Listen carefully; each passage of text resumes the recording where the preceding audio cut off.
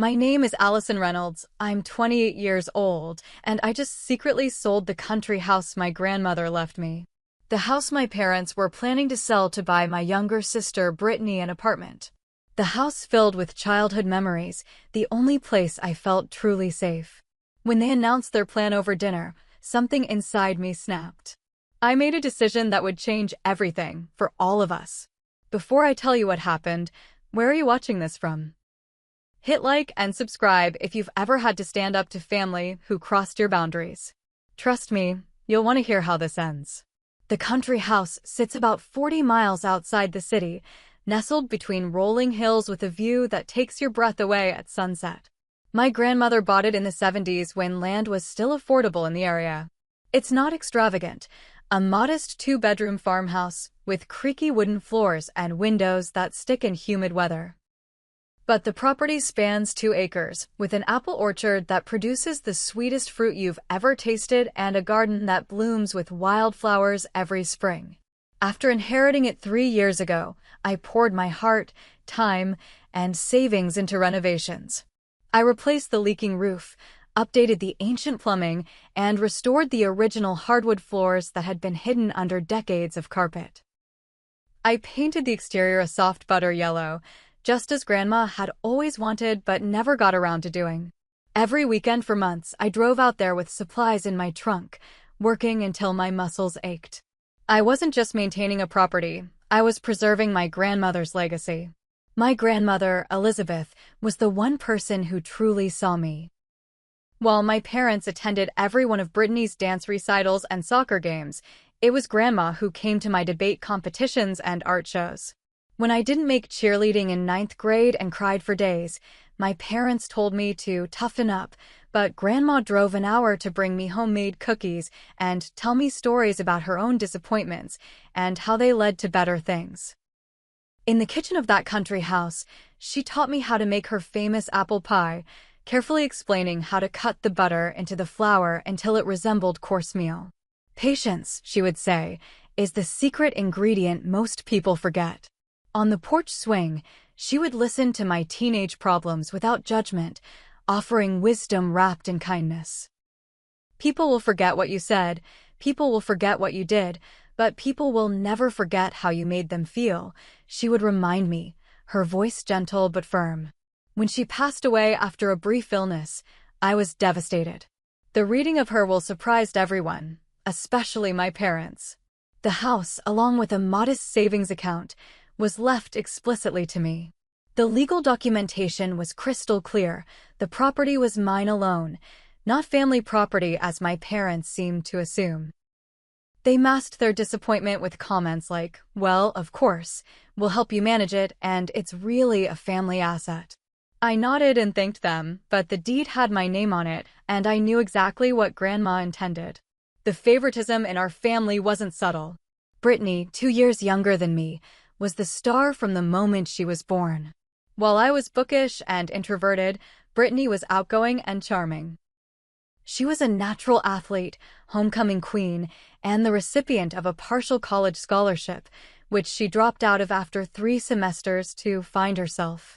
My accomplishments, graduating with honors, securing a job at a prestigious marketing firm, earning promotions, were acknowledged with distracted nods while Brittany's smallest achievements were celebrated with parties and gifts. "Your sister needs more encouragement," my mother would explain when I questioned the disparity. "You've always been so independent." Independence wasn't a choice, it was a necessity in a household where attention was a limited resource that rarely flowed my way. When Brittany decided to start a boutique fitness studio at 24 with no business experience, my parents refinanced their house to provide startup capital. The business folded within 8 months. When she wanted to become a travel influencer, they funded trips to Bali and Greece for her Instagram. That lasted about 6 months. Her pattern was consistent: enthusiasm, investment, abandonment, then on to the next exciting venture. Throughout it all, my parents' support never wavered. Meanwhile, I put myself through graduate school with student loans and a part-time job. When I needed a car to commute to my first professional position, I saved for the down payment myself. I learned early that requesting help would result in lectures about responsibility and budgeting, lessons never directed at my sister. I established boundaries with my family over time. I limited holiday visits to 2 days instead of week-long stays. I stopped sharing details about my salary or savings after my mother suggested I help out with Brittany's credit card debt. I deflected questions about my romantic life after my father made dismissive comments about Michael, my boyfriend of 2 years, for choosing a career in education rather than something more ambitious. About 6 months ago, I began noticing strange comments from my parents. My mother called asking detailed questions about the country house, the square footage, the condition of the roof, whether I'd had it appraised recently. My father mentioned knowing a great real estate agent who specialized in properties with character. At the time, I brushed it off as casual conversation, but looking back, they were laying groundwork. Then came the phone call I wasn't meant to overhear. I had arrived early for Sunday dinner and let myself in with my key. From the kitchen, I could hear my father in his study, speaking emphatically. The market is hot right now, especially for properties with land. We could easily get 300,000, maybe more, he was saying. Yes, we'll talk to Allison this weekend. She'll understand this is what's best for everyone. Brittany needs this opportunity, and that house is just sitting there most of the time anyway. I stood frozen, keys still in my hand, as the reality of their plan washed over me. They were discussing selling my house, my inheritance, my sanctuary, without even consulting me. And for what? Another of Brittany's opportunities that would likely evaporate like all the others. I composed myself, made a noisy entrance, and pretended I'd just arrived. Throughout dinner, I waited for them to broach the subject, but they didn't. They were waiting for the right moment to present their plan as a fait accompli. The worst part wasn't the plan itself, it was the assumption that I would simply go along with it. After 28 years, they still saw me as someone whose needs and feelings could be overlooked for Brittany's benefit. That realization hurt more than the potential loss of the house. But I kept my expression neutral and my thoughts to myself. I needed time to process before responding. As I drove home that night, one thought crystallized in my mind. This was about more than a house. This was about respect, boundaries, and finally being seen. I didn't know yet what I would do, but for once, I wouldn't be the one to compromise. The ambush came the following Friday. My mother called to invite me to dinner, mentioning that Brittany would be there and they had exciting family news to share. I almost declined, sensing what was coming, but decided it was better to face the situation head-on. The dining room was set with the good china, a sure sign of a significant occasion. My father had opened an expensive bottle of wine, and Brittany was practically bouncing in her seat with poorly contained excitement. My mother had prepared my favorite meal, beef bourguignon, an obvious attempt to soften whatever blow they were about to deliver. "Allison, we have something important to discuss," my father began after we'd settled into our meal. His tone was authoritative, the same one he'd used to announce family decisions throughout my childhood. "Your mother and I have been talking about the future, specifically about helping Brittany get established." My sister flashed me a smile that didn't reach her eyes. At 26, she was still getting established, while I had been supporting myself fully since 22. "As you know, the real estate market in the city is impossible for young people," my mother continued smoothly. "Brittany has been trying to save for a down payment, but with rents so high." This was news to me. Last I heard, Brittany was working part-time at a boutique and spending her weekends at music festivals. Saving had never been her strong suit. "We found the perfect solution," my father announced, lifting his wine glass as if in toast. "The country house. It's primarily a weekend place for you, and honestly, the maintenance must be such a burden with your busy career." I set down my fork carefully. "What about the country house?" "Well, if we sell it now, we could get top dollar. More than enough to buy Brittany a nice condo downtown. It would be a win-win." My mother beamed as if she'd just solved a complex puzzle. Brittany leaned forward. "I found the most amazing place in the Riverside district. 2 bedrooms, rooftop access, walking distance to all the best restaurants. It would be perfect for my new lifestyle brand I'm launching. Another new venture." Another expectation of family funding. I've already spoken to my friend at River City Realty, my father added. He can list the house next week. We'll handle everything. You won't need to lift a finger. The room seemed to tilt slightly. They had already contacted a realtor. For my house. Without consulting me. That house belongs to me, I said, my voice quieter than intended. Grandma left it to me, not to the family. My mother waved dismissively. Oh, we know that, honey. But family helps family. Brittany needs this opportunity to get ahead. And what about my attachment to the house? The work I've put into it? The memories it holds? My voice grew stronger with each question. Don't be sentimental, Allison, my father said firmly. It's just a building. You can make memories anywhere. Brittany reached across the table to touch my hand. I pulled away before she could make contact. Don't you want me to have a good start? She asked, her expression shifting to the hurt look that had gotten her out of trouble countless times. You're already so established in your career. You have savings. I'm still trying to find my path. By having our parents sell my house? The one thing Grandma wanted me to have. The unfairness of it all was beginning to sink in, bringing with it a wave of anger I rarely allowed myself to feel toward my family. We raised you to be generous, my mother said, her tone sharpening. To care about your sister's well-being. And what about my well-being? I countered. Has anyone at this table considered that? My father's expression hardened. We've supported you your entire life, have you? The question escaped before I could contain it. Because from where I sit, I've been largely on my own since I was 18, while you've bankrolled one failed venture after another for Brittany. That's not fair. Brittany protested, tears filling her eyes on cue. Fair? You want to talk about fair? I was standing now, though I didn't remember getting up. Was it fair when you all skipped my college graduation for Brittany's weekend beach trip? Was it fair when Dad used the money he promised for my first apartment security deposit to bail Brittany out of credit card debt? Is it fair that not once, have any of you asked what that house means to me before deciding to sell it? My mother's face had gone pale. You're being dramatic. We're just trying to help your sister. By taking something that belongs to me. Something I love. Something I've invested in. The house is legally mine. I have the only say in whether it's sold, and my answer is no. My father's voice rose to match mine. After everything we've done for you, what exactly have you done for me that compares to what you've done for Brittany?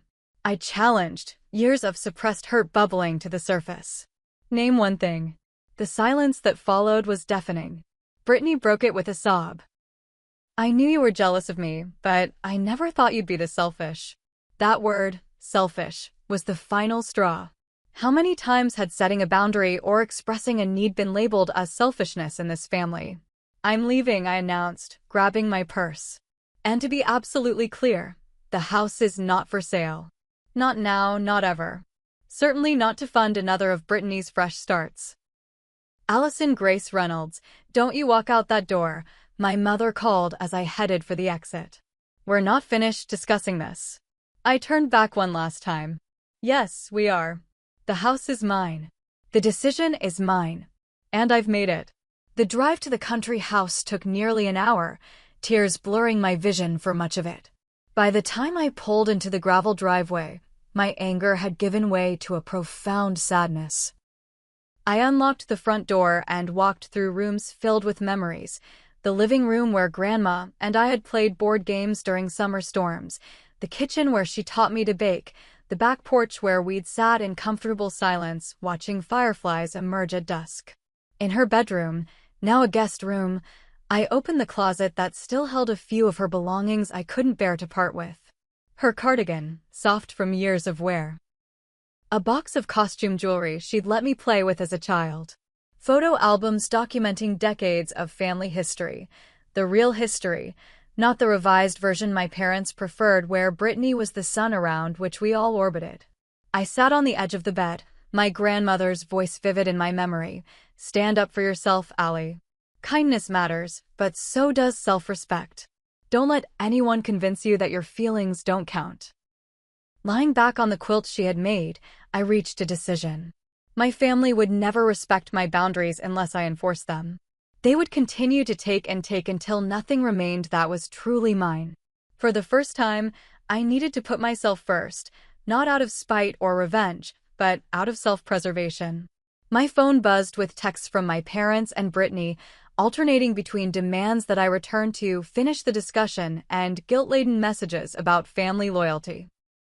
I turned off my phone and watched darkness fall outside the window, a plan slowly taking shape in my mind. The next morning, I called Jessica, my best friend since college and the person who knew better than anyone the dynamics of my family. "They did what?" she exclaimed after I explained the situation. "That's beyond entitled, Ollie. That's delusional." "I know," I sighed, pacing the kitchen of the country house. "But they genuinely believed I would just go along with it. That's what hurts the most." "So, what are you going to do?" Jessica asked. "Because you know they're not going to drop this. Your dad especially has never taken no for an answer." "I'm not sure," I admitted. "Part of me wants to just stand my ground and refuse. But another part." "Another part what?" Jessica prompted when I trailed off. "What if I sell it myself?" The thought had formed sometime during my sleepless night. Before they can pressure me further or try some other angle. There was a pause on the line. "That's actually brilliant. Take control of the situation. But are you sure you want to sell?" "I know how much that place means to you." It was the right question. Did I want to sell the house that held so many precious memories? No. But I also couldn't bear the thought of it becoming a source of ongoing conflict, of my parents showing up with realtors, of Brittany's entitled expectations. The house deserved better than becoming a battleground. "I think I need to," I said finally. "Not for them, but for me. On my terms." "Then do it right," Jessica advised. "Talk to a lawyer first. Make sure your parents can't interfere." The following Monday, I took a personal day and met with Diane Hargrove, an attorney specializing in real estate and inheritance law. Her office was warm and inviting, much like her demeanor, but her eyes were sharp as she reviewed the documents I'd brought. "The situation is quite straightforward from a legal perspective," she assured me, adjusting her glasses. "The house was left to you directly, not to your parents. The deed is in your name alone. You have absolute right to sell or keep the property as you see fit." "My parents seem to think they have some say in the matter," I explained. "They don't," she stated firmly. "Not legally. However, given the family dynamics you've described, I suggest proceeding carefully to avoid unnecessary conflict." She recommended documenting any further attempts by my parents to sell the property without my consent and advised me on selecting a realtor from outside our immediate community to minimize the chance of word getting back to my family. "I'll also prepare a cease and desist letter should your parents contact realtors claiming authority to sell the property," she added. "Hopefully it won't be necessary." Armed with legal confirmation of what I already knew, I began researching the real estate market. To my surprise, property values in the area had skyrocketed in recent months due to an influx of city dwellers seeking country retreats during the pandemic. My father's estimate of $300,000 was woefully outdated. Similar properties were selling for close to $450,000. Through a colleague's recommendation, I connected with Meredith Simmons, a realtor based in a town 20 miles from the house. After viewing the property, she was enthusiastic about its potential. "The renovations you've done are exactly what buyers in this market are looking for," she explained as we walked through the rooms. "Authentic character with modern conveniences. And 2 acres with established fruit trees? In this location? We could list at $475 and still expect multiple offers." The figure made my head spin. It was substantially more than I had anticipated, enough to make a significant difference in my financial future. Meredith and I developed a strategy for a discreet sale. No sign in the yard, no open houses, only private showings with pre-qualified buyers. The listing would appear online, but without the exact address displayed. That evening, I shared my plans with Michael over dinner at his apartment. I valued his perspective not just as my boyfriend, but as someone who had always supported my independence. "I hate that they've put you in this position," he said, reaching across the table to squeeze my hand. "But I think you're making the right call. That house should be a source of joy, not stress." "But am I being deceitful?" I questioned, voicing my deepest concern. Selling it without telling them? Michael considered this thoughtfully. Would they extend you the same courtesy? They were planning to sell your property without your permission. You're simply exercising your legal right to sell what's yours on your own terms. His validation strengthened my resolve. The next day, I opened a new bank account at a different bank than the one my family used, ensuring the proceeds from the sale would be completely separate from any accounts my parents might know about. Over the next 2 weeks, I made several trips to the house, each time filling my car with personal items I couldn't bear to part with: Grandma's collection of first edition novels, the quilt from her bedroom, photo albums, and the wooden recipe box containing handwritten cards in her elegant script. I found her journals in the bottom drawer of the desk in the study, 5 volumes spanning the last 15 years of her life. I hadn't known they existed, and the discovery felt like a gift. I also focused on small improvements that would increase the house's appeal: fresh mulch in the garden beds, new hardware on the kitchen cabinets, power washing the stone walkway. Each task was bittersweet, improving the home while preparing to let it go. The guilt surfaced at unexpected moments. Arranging flowers in Grandma's favorite vase on the kitchen island, I was suddenly overcome with doubt. Was I betraying her memory by selling the house she loved? But then I remembered her words. Things are just things, Ellie. It's the memories you carry with you that matter. She had left me the house to provide security and happiness, not to become a source of family strife. Meanwhile, my parents continued their campaign. My mother called daily, alternating between apologies for the misunderstanding and renewed attempts to convince me that selling the house was the sensible choice. My father emailed links to condos he thought Brittany would like, as if my objection had merely been about the specific property they'd chosen for her. Brittany sent long, emotional texts about feeling rejected and unloved. I responded minimally, buying time while the sale proceeded. By the end of the 3rd week, Meredith had shown the house to 7 potential buyers. 3 made offers above the asking price. The highest bid came from a young couple with 2 small children. The husband was a woodworker who fell in love with the barn that could become his workshop, and the wife, a pediatrician, envisioned their children growing up with space to run and trees to climb. Their offer of $510,000, with a flexible closing timeline, felt right. These were people who would love the house as it deserved to be loved. As I signed the acceptance papers in Meredith's office, emotions warred within me: grief at letting go, relief at taking control, anxiety about the inevitable confrontation with my family. But beneath it all was a growing sense of empowerment. For perhaps the first time in my life, I was making a major decision based solely on what I believed was right for me. "Congratulations," Meredith said as I signed the last document. "You've just taken a big step toward your future." I managed a smile through tears and said goodbye to a piece of my past. The wheels were in motion. In 45 days, the country house would belong to someone else. All that remained was to prepare for the storm that would break when my family discovered what I'd done. The process of selling a house involves countless details, each one an opportunity for discovery by those who shouldn't know. I became vigilant about covering my tracks. I had all paperwork sent to my work address or Jessica's apartment. I scheduled home inspections and appraisals for times I knew my family would be occupied elsewhere. I made excuses for why they couldn't visit the house: plumbing issues, scheduled maintenance, a writing retreat I desperately needed. 3 weeks after accepting the offer, I met the buyers, Eric and Lydia Morales, for their second walkthrough. Watching them plan where furniture would go and hearing their 4-year-old daughter exclaim over the window seat in what would become her bedroom eased some of my guilt. Lydia, with her warm smile and gentle manner, reminded me of my grandmother in subtle ways.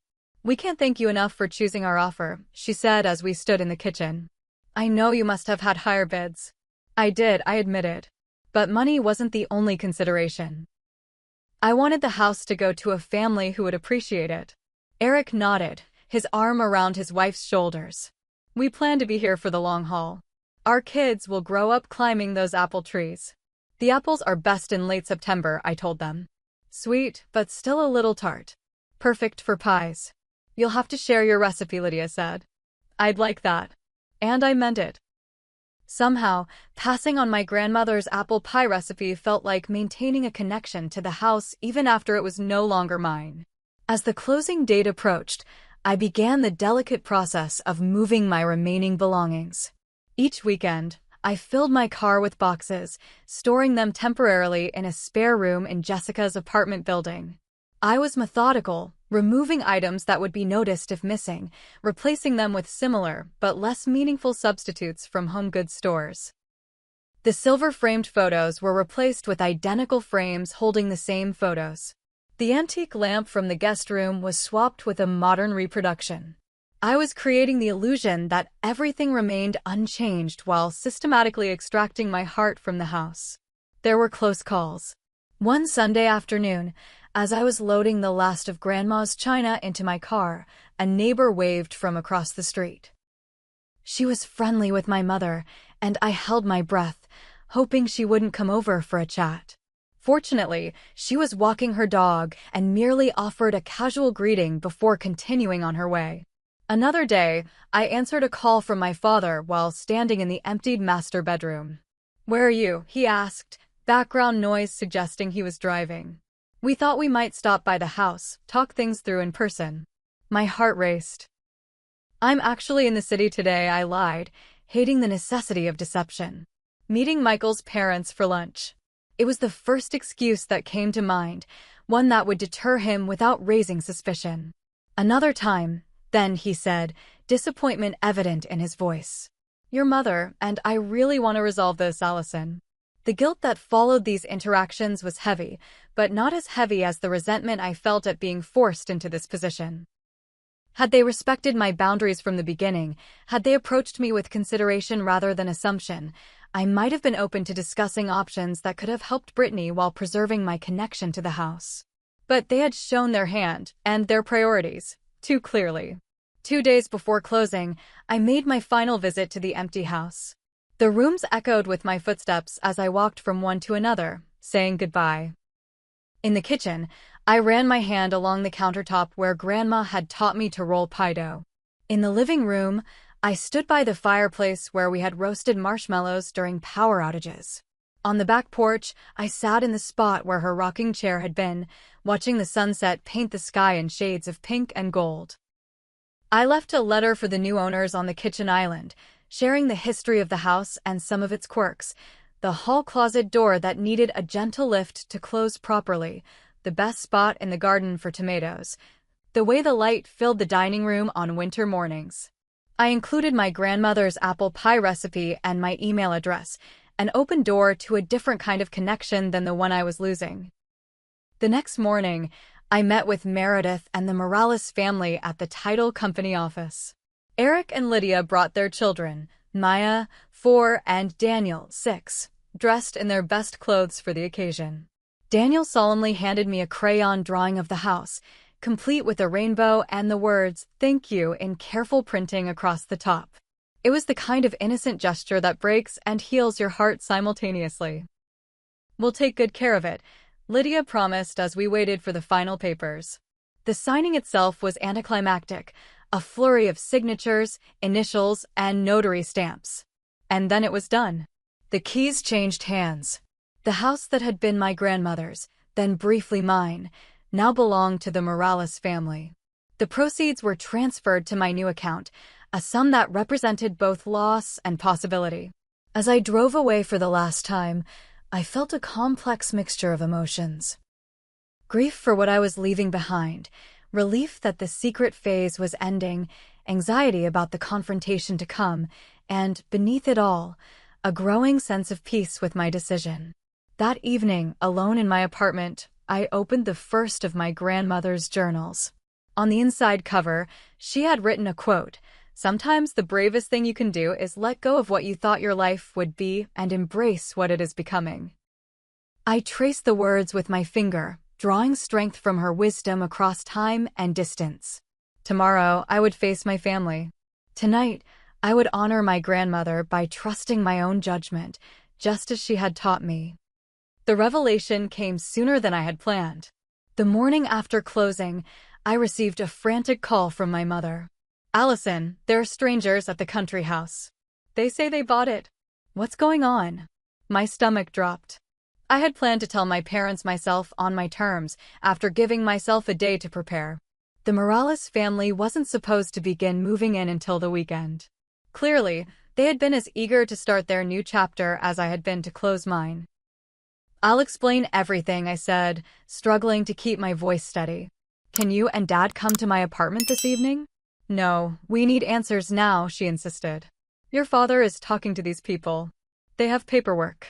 Allison, tell me you didn't. I did, I confirmed, ripping off the bandage. The house was mine to sell, and I sold it. The silence that followed was deafening, followed by a storm of questions and accusations. I held the phone away from my ear, listening to fragments of my mother's response. How could you, behind our backs, after everything? Brittany will be, your father is.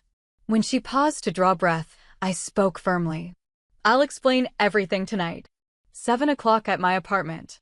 Bring Dad and Brittany if you want. Then I ended the call, knowing I needed to prepare for the confrontation to come. I spent the day in a state of heightened anxiety, alternating between rehearsing what I would say and distracting myself with work emails. Michael offered to be present for support, but I declined. This was a conversation I needed to have with my family alone. At exactly 7, my doorbell rang. All three of them stood in the hallway. My father's face flushed with anger, my mother's eyes red from crying, Brittany looking both victimized and vindictive. Come in, I said, stepping aside. I had prepared the space deliberately, documents spread on the coffee table, a pitcher of water and glasses set out, comfortable seating arranged to give everyone space. No one sat. My father started in immediately. How dare you sell that house without consulting us? Do you have any idea what you've done? I sold my house, I replied, working to keep my voice level. The house that was left to me in Grandma's will. The house that you were planning to sell without my consent to buy Brittany an apartment. We were going to discuss it as a family, my mother protested. No, you weren't, I countered. You had already contacted a realtor. You presented it as a decision already made. You assumed I would simply go along with it, as I always have. Brittany stepped forward, tears streaming down her face. You've ruined everything. That apartment was perfect for my new business venture. Do you know how hard it is to find affordable property in the city? How am I supposed to get ahead when my own sister sabotages me? The same way most people do, I replied. By working for it. By saving. By making responsible choices. You always think you're so much better than me, she spat. Miss Perfect with her perfect job and perfect boyfriend. You've been jealous of me our entire lives. I couldn't help but laugh at the absurdity of this accusation. Jealous? Of what? The constant bailouts? The endless fresh starts? The complete lack of consequences for your actions? Enough, my father interrupted. The practical matter remains. What did you do with the money? Of course that would be his primary concern, not my feelings, not my autonomy, but the financial impact of my decision. That's none of your business, I said firmly. It absolutely is our business, he insisted. That money should be going toward Brittany's apartment. That was the whole point of selling the house. No, I stated, my voice growing stronger. The house was mine. The decision was mine. And the proceeds are mine. My mother sank onto the couch, finally seeming to grasp the reality of the situation. How much did you get for it? I hesitated, then decided transparency might help them understand the magnitude of what they had tried to take from me. $510,000. All three of them stared at me in shock. That's nearly twice what your father thought it was worth, my mother said weakly. I know. I did my research. I found a good realtor. I entertained multiple offers. The pride in my voice was unmistakable. I handled it professionally and responsibly. You need to transfer that money to us immediately, my father demanded, his tone brooking no argument. We're your parents. We know what's best for the family as a whole. That's not going to happen, I replied, sliding a folder across the coffee table. These are copies of Grandma's will, the deed to the house, and the legal transfer of ownership to the new owners. My lawyer has confirmed multiple times that I acted within my legal rights. Legal rights, my father scoffed. Is that all that matters to you? What about family obligation? What about loyalty? Loyalty, I repeated, feeling a surge of anger I had suppressed for too long. Where was your loyalty when you dismissed my feelings about the house? Where was your loyalty when you planned to sell my inheritance without my permission? Where has your loyalty been my entire life when it comes to treating your daughters equally? We have always treated you both fairly, my mother protested weakly. No, you haven't, I stated firmly. And deep down, you know it. Brittany has been given every advantage, every benefit of the doubt, every opportunity, while I've had to fight for recognition and support. Brittany had moved to the window, her back to us, shoulders shaking with sobs or rage, I couldn't tell which. I'm going to talk to Edward, my father said, naming his attorney friend. There must be some way to contest this sale, to recover the funds. There isn't, I assured him. The sale is final. The money is secure. But go ahead and waste your time and Edward's if it makes you feel better. My mother's expression had shifted from distress to calculation. Allison, honey, I know we may have been insensitive about your attachment to the house. But surely you can see that Brittany needs this help more than you do. You're so capable, so independent. Couldn't you at least share some of the proceeds? For family peace. The attempt at manipulation was so transparent it almost made me laugh. My decision is final, I said. I suggest you all adjust to that reality. Then you leave us no choice, my father declared. Until you reconsider this selfish action, we'll have to reconsider our relationship with you. What does that mean exactly? I asked, though I already knew. It means you're not welcome at family functions, he stated coldly. It means we can't support someone who would betray her family this way.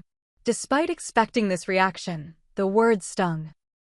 I had spent my entire life seeking their approval, working to earn the love they gave Brittany freely. But in this moment, I found myself strangely unmoved by the threat. If that's your decision, I accept it, I said quietly. But I want to be clear, I didn't betray anyone. I protected myself from being betrayed. My mother began to cry in earnest now. Brittany turned from the window, her expression vengeful. I'm going to make sure everyone knows what you did. Cousins, aunts, uncles, friends, everyone will know you chose money over family. Tell them whatever you want, I replied, suddenly exhausted by the drama. Those who matter will understand. The confrontation continued for another hour, cycling through the same accusations and defenses. My father threatened legal action. My mother vacillated between guilt trips and pleas for compromise. Brittany alternated between tearful victimhood and vicious attacks on my character. I stood my ground, becoming calmer as they grew more agitated. Finally, my father announced they were leaving. At the door, my mother turned back, her expression wounded. I never thought you would put yourself before your sister's happiness. It was the perfect encapsulation of the family dynamic that had brought us to this point, the assumption that my sister's happiness should always take precedence over mine. I'm not putting myself before Brittany, I corrected her. I'm putting myself equal to Brittany. There's a difference. After they left, I sat in the sudden silence of my apartment, emotionally drained but oddly peaceful. I had expected to feel crushing guilt or doubt after the confrontation. Instead, I felt unburdened, as if years of accumulated resentment had finally been released. The fallout was swift and extensive. Brittany made good on her threat, posting a tearful video on Instagram detailing how I had stolen her future and broken our parents' hearts. My phone filled with messages from extended family members and childhood friends, some expressing shock and disappointment, others requesting my side of the story. I responded to none of them, taking Jessica's advice to let the initial wave of drama crest before engaging. Only my Aunt Caroline, my mother's sister, reached out with unambiguous support. Elizabeth knew exactly what she was doing when she left you that house. Stand your ground, sweetheart. The emotional toll became evident in other aspects of my life. I found myself distracted at work, missing deadlines and fumbling presentations. Sleep became elusive, my nights filled with circular arguments in my head, imagining what I should have said or might say in future confrontations. Michael remained steadfast in his support, listening without judgment, reminding me to eat when I forgot, holding me when the doubts crept in. Jessica became my fierce defender, screening calls and reminding me of the years of inequity that had led to this breaking point. This isn't about a house or money, she insisted during one particularly low moment. This is about you finally saying enough after a lifetime of being treated as less important than your sister. A month after the confrontation, I received a formal letter from my father's attorney suggesting mediation to resolve the dispute over assets. I forwarded it to Diane Hargrove, who responded with a concise letter affirming the legality of the sale and declining mediation as there was no legitimate dispute to resolve. 6 weeks in, Brittany escalated her campaign. She contacted my company through their public relations email, implying I had misappropriated family funds and questioning my ethical fitness for my position. Fortunately, my manager, who had witnessed my professionalism for years, dismissed the allegations without involving me directly, though she gently suggested I consider therapy to deal with the obvious family stress. It was good advice. I started seeing Dr. Mercer, a therapist specializing in family dynamics, who helped me understand the patterns that had defined our family, my parents' enabling of Brittany, my role as the responsible yet overlooked child, the unhealthy expectation that I would continually sacrifice for my sister's benefit. You didn't just sell a house, Dr. Mercer observed during one session. You broke a generational pattern. That's both powerful and frightening, for you and for them. 2 months after the sale, the daily barrage of messages and manipulation attempts began to slow. My parents, perhaps realizing their tactics weren't working, shifted to silence. No calls, no texts, no emails. Brittany, finding limited traction with her victim narrative, moved on to documenting her journey of healing from family betrayal to modest engagement on social media. The silence was both a relief and a new kind of pain. Despite everything, they were still my family. The absence of connection, however dysfunctional that connection had been, left a hollow space that the newfound peace didn't entirely fill. But as summer turned to fall, I began to recognize that the space wasn't just empty, it was also open. Open to new possibilities, new boundaries, new ways of defining family that weren't based on obligation or guilt, but on mutual respect and genuine care. And in that opening, I found unexpected strength. The autumn leaves were turning when I received an unexpected email from my mother. It had been nearly 3 months since our confrontation, 3 months of strained silence, punctuated only by occasional updates from mutual connections. Allison, she wrote, I've been doing a lot of thinking. I won't pretend to fully understand or agree with your actions, but I miss my daughter. Could we meet for coffee? Just the two of us? I read the message several times, searching for the usual manipulation tactics: guilt, obligation, veiled demands. Finding none, I cautiously agreed to meet at a neutral location, a cafe midway between our homes. She was already there when I arrived, looking smaller somehow, more vulnerable than I remembered. The confident, always in control mother of my childhood seemed diminished, with new lines around her eyes and gray showing at her temples. Thank you for coming, she said as I sat down across from her. I wasn't sure you would. I wasn't sure either, I admitted. We ordered a latte for her, black coffee for me, and then sat in awkward silence until our drinks arrived. How have you been? She finally asked. Honestly? It's been difficult, I said. But also clarifying. She nodded, turning her cup in small circles on the table. Your father is still very angry. I'm not surprised. Brittany has moved in with us again. She says it's temporary, until she finds the right opportunity. There was a note in her voice I hadn't heard before, a hint of weariness, perhaps even frustration. And how do you feel about that? I asked. She looked up, clearly surprised by the question. It's fine. She's our daughter. We want to help her. Just like you've always helped her, I observed, keeping my tone neutral. My mother's gaze dropped back to her coffee. That's part of what I've been thinking about. The ways we've helped our daughters differently. I waited, giving her space to continue. When you were little, you were so independent. You could entertain yourself for hours with books or art projects. Brittany always needed more attention, more guidance. It became a pattern, her needing, us giving. She sighed. I never stopped to consider that maybe you needed things too. You just never asked. I did ask, I corrected gently. Many times. But the answer was usually that I should be more understanding of Brittany's needs. She winced, acknowledging the truth of this. Your grandmother used to tell me I was creating two different futures for my daughters. I didn't understand what she meant then. I think I'm beginning to now. We talked for over 2 hours, covering ground we had never explored before. She spoke of her own upbringing, of being the responsible oldest child while her younger brother was indulged. She had unconsciously recreated the pattern with her own children, but with the roles reversed. I'm not saying I agree with how you handled the house situation, she clarified. But I understand better why you felt you had no other option. We didn't give you one. It wasn't an apology exactly, but it was an acknowledgement, the first real one I could remember receiving from either parent. I've used some of the money to start a scholarship, I told her, sharing something I hadn't planned to reveal. In Grandma's name. For first-generation college students interested in horticulture. She would have liked that. My mother's eyes filled with tears. She would have. That's really lovely, Allison. As we prepared to leave, she asked hesitantly, would you be willing to meet with your father sometime? Not right away, but when things have cooled a bit more. Maybe, I said, not ready to commit. One step at a time. The meeting with my mother became a tentative first step toward redefining our relationship. We began to have coffee every few weeks, each conversation a careful navigation of new boundaries. Sometimes we stumbled into old patterns, her making excuses for Brittany's behavior, me feeling invalidated and withdrawing.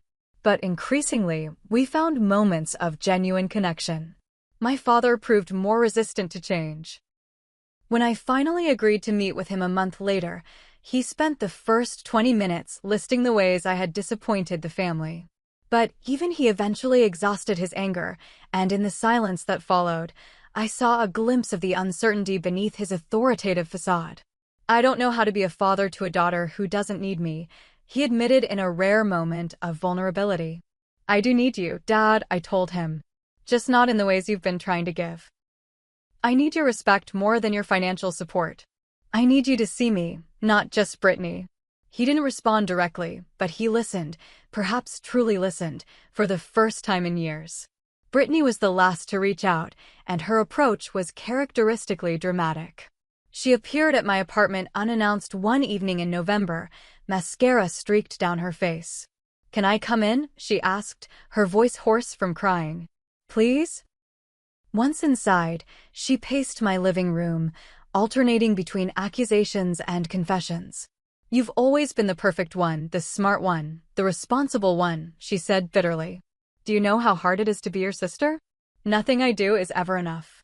Brittany, that's not I began, but she cut me off. No, let me finish. I've always known Mom and Dad treated us differently. I told myself it was because they knew you could handle anything, and I needed more help. It was easier than admitting I was taking advantage. She sank onto my couch, suddenly deflated. The truth is, I've been offered 3 different jobs in the past year. Good jobs with benefits and growth potential. I turned them all down because I'm terrified of failing. Of trying something and not being immediately amazing at it, the way you always seem to be. It was a stunning admission from the sister who had always seemed so confident, so certain of her place as the family favorite. I'm not always amazing at things, I told her, sitting beside her. I fail all the time. The difference is that I wasn't given the option of giving up.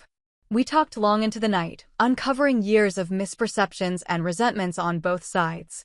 I had envied her easy charm and the unconditional support of our parents. She had envied my focus and self-sufficiency. The conversation wasn't a magical healing of all wounds, but it was honest in a way we had never been with each other before. The most surprising revelation came 2 weeks before Christmas, during a cautious family dinner at my parents' house, the first since our estrangement. Brittany announced she had accepted a position as an administrative assistant at a nonprofit arts organization. It's entry-level, she admitted. But they have tuition assistance for employees pursuing relevant degrees, so I'm going to take night classes in arts management. My father looked uncertain. Honey, if you need help with tuition, we could. No, Dad, she interrupted firmly. I want to do this myself. Actually. She glanced at me nervously. I've been meaning to tell you both. I have savings. Quite a bit, actually. My parents stared at her in confusion. I never spent all the money you gave me for my ventures, she explained, looking uncomfortable. I kept some back each time in a separate account. I told myself it was emergency money, but really, I think I was creating a safety net, so I never had to be truly independent. The revelation was met with stunned silence. All those years of financial support, all those bailouts, while she had been secretly accumulating a nest egg. My father's face flushed with anger, my mother's with hurt. "Why would you deceive us like that?" my mother finally asked. Brittany looked to me, a silent request for support that would have been unthinkable months earlier. I nodded encouragingly. "Because it was easier than admitting I was afraid to grow up," she said simply. "Easier than facing the fact that Allison was right about me all along." The conversation that followed was difficult but necessary. My parents confronted their enabling behavior, Brittany acknowledged her manipulation, and I recognized my own role in maintaining the family dynamic by alternating between acquiescence and resentment rather than clear communication. We were far from healed as a family, but we were finally honest, and in that honesty lay the possibility of something healthier than what we had before. Meanwhile, my own life continued to transform in ways I hadn't anticipated. The majority of the house proceeds remained invested in a diverse portfolio, securing my financial future. But I used a portion as a down payment on a small but charming Tudor-style home closer to the city, with a garden that reminded me of my grandmother's but was uniquely mine to shape. My relationship with Michael deepened through the crisis. He had seen me at my most vulnerable and most determined, and his unwavering support confirmed what I had suspected for some time. He was the partner I wanted for the rest of my life. On Christmas Eve, after dinner at his parents' house, he proposed with his grandmother's restored vintage ring, creating a new link between our family histories. Career opportunities expanded as well. The confidence I had gained from standing my ground with my family translated to greater assertiveness at work. I successfully pitched a major campaign to a client we had been trying to land for years, resulting in a promotion to senior marketing director and a team of my own to manage. Throughout these changes, I maintained a connection with the Morales family, receiving occasional updates and photos of their life in what had been my grandmother's house. They had planted a vegetable garden where I had planned one but never found time to create. They had repainted the bedrooms in cheerful colors for their children. They had added a swing set under the largest apple tree. The house was evolving as it should, becoming the center of their family story rather than a monument to my past. One unseasonably warm day in early spring, at Lydia's invitation, I visited them. Eric had used wood from a fallen oak on the property to craft a small bench for their front porch, inscribed with a simple message, "Elizabeth's Legacy." It was their way of honoring the house's history while making it their own. "We found something we thought you might want," Lydia said, leading me to the kitchen. She opened a drawer and pulled out a tarnished silver bookmark with an intricate floral pattern. It was behind the built-in bookshelves when Eric was reinforcing them. I recognized it immediately. My grandmother had used it in her Bible for as long as I could remember. Holding it, I felt a wave of gratitude not just for the object itself, but for the woman who had loved me enough to give me both roots and wings, who had trusted me to find my own path even when it diverged from family expectations. "Thank you," I said, closing my fingers around the bookmark. "This means more than you know." As I drove away, I glanced in the rearview mirror at the yellow farmhouse growing smaller in the distance. For the first time, I felt no regret, no sense of loss, only appreciation for what the house had given me, both in my grandmother's lifetime and in its eventual sale, the means to create boundaries, the courage to enforce them, and the freedom to build a life truly my own. It's been just over a year since I sold my grandmother's house, a year of profound change and unexpected growth. The family gatherings that once filled me with dread have become more genuine, if still occasionally awkward. We are learning, slowly and imperfectly, to relate to each other as adults rather than remaining locked in childhood roles. My father and I have established a cautious new understanding. He still struggles with my independence, still occasionally slips into the authoritative tone that assumes his judgment supersedes mine. But he's making an effort, asking questions rather than making pronouncements, acknowledging my achievements without comparing them to Brittany's. Last month, he asked my advice about a retirement investment option, a small gesture that signaled a significant shift in how he sees me. My mother has changed the most visibly. Our coffee dates have become a regular fixture, evolving from careful navigation of past hurts to genuine interest in each other's lives. She recently confessed that she started therapy, inspired partly by seeing the positive changes in my life. "I don't want to repeat my mother's mistakes," she told me. Or my own. Brittany's transformation has been both the most dramatic and the most tenuous. She completed her first semester of night classes with a 3.8 GPA, proudly showing me her transcript without our parents' knowledge, a private moment of connection that would have been unthinkable in our previous dynamic. She has remained at her job for 9 consecutive months, the longest she's ever committed to a single position. There are still moments of entitlement, still occasional attempts to revert to old patterns, but she catches herself more often than not. "I'm trying to be more like you," she admitted during a rare sisters-only lunch. "Not in everything. I'll never be as organized or disciplined. But in taking responsibility for my choices. I'm trying to be a little more like you too," I confessed, surprising us both. More willing to take risks, to not have every step planned out. The truth is, we are both discovering that we had internalized unhealthy extremes in response to our parents' differential treatment. My excessive self-reliance was just as much a reaction as her dependence.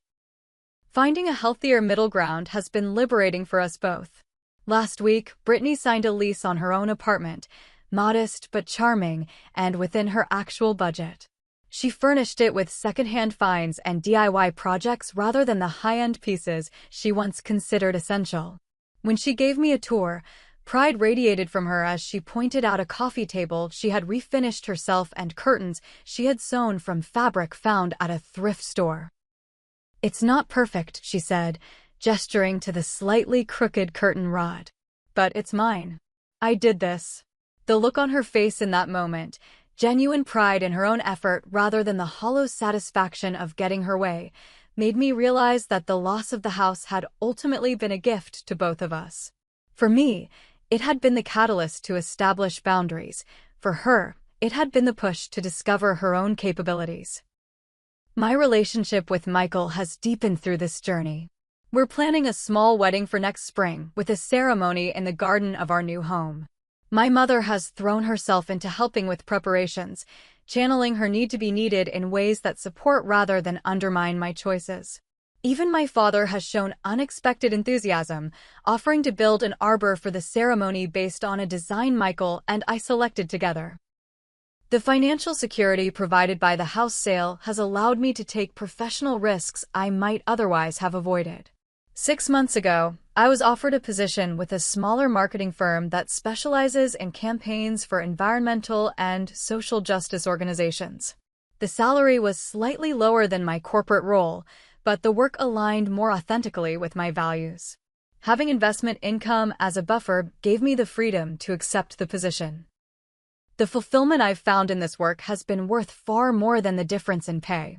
True to my promise, I established the Elizabeth Reynolds Horticultural Scholarship at the local community college. This spring, I met the first recipient, a young woman working her way through school while supporting her younger siblings.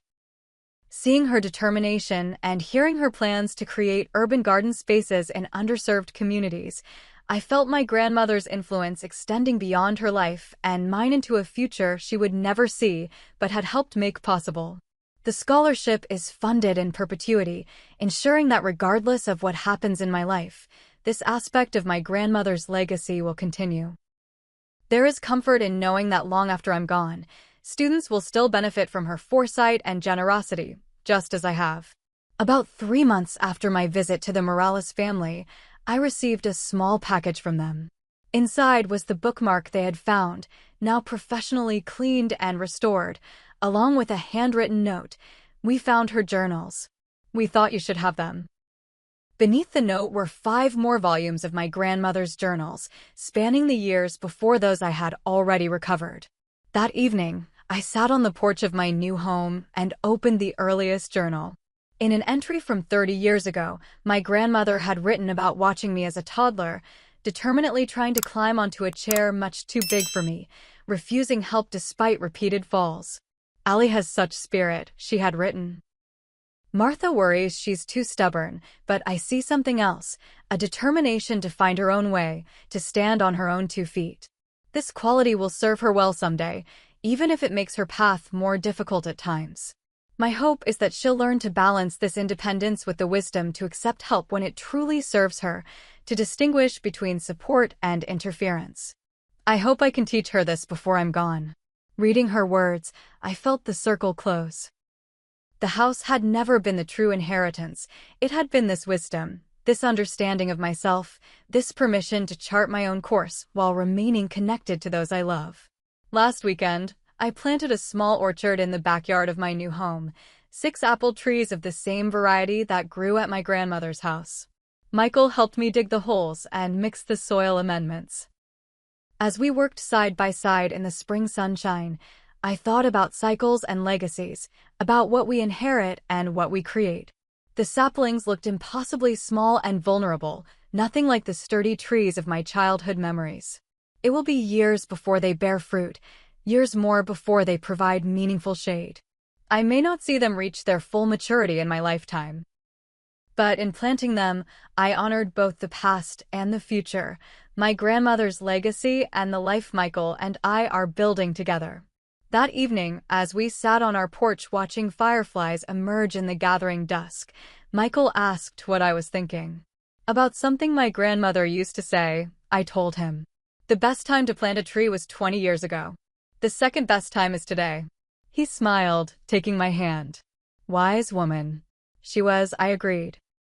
And she taught me the most important lesson of all, that standing up for yourself isn't selfish. It's necessary. You can't truly give to others until you honor your own worth. The journey from that painful family dinner to this peaceful evening hasn't been easy or straightforward. There have been setbacks and difficult conversations, moments of doubt and lingering grief. But through it all, I've found a truth that grows stronger with each passing day. The boundaries we establish aren't walls to keep others out, but foundations upon which healthier relationships can be built. By honoring my grandmother's gift in my own way rather than bending to my family's expectations, I didn't lose them as I had feared. Instead, I created the possibility for a more authentic connection, one based on mutual respect rather than obligation or guilt. In selling the house, I gained something far more valuable, the freedom to define family on my own terms, to love without losing myself. Have you ever had to make a difficult decision that ultimately led to positive change in your relationships? I'd love to hear your stories in the comments below. Don't forget to like and subscribe if this resonated with you, and share with someone who might need encouragement to set healthy boundaries in their own life. Thank you for joining me on this journey, and remember, sometimes the bravest thing you can do is trust your own judgment, even when those closest to you disagree. Until next time, take care of yourselves and each other.